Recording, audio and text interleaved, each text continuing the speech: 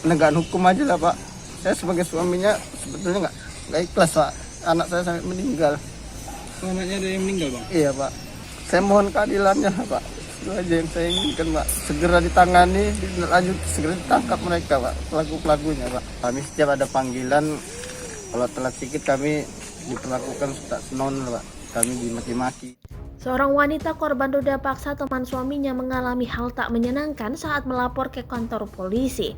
Ada video yang memperlihatkan diduga korban pemerkosaan dimarahi polisi saat membuat laporan. Video itu viral di media sosial Rabu 8 Desember 2021.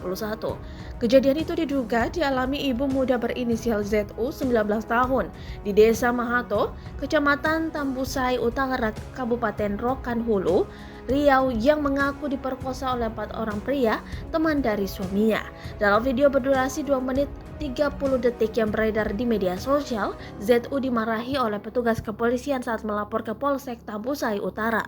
Tak hanya dimarahi petugas, korban juga mengaku dipaksa untuk menandatangani surat perdamaian.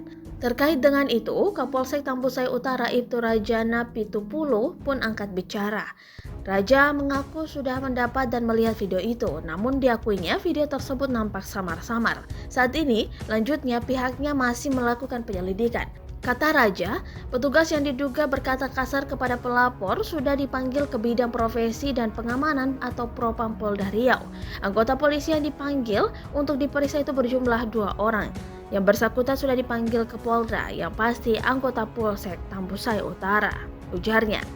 Adanya pengakuan dari korban yang dimintai polisi untuk menandatangani surat perdamaian dibantah tegas oleh Raja.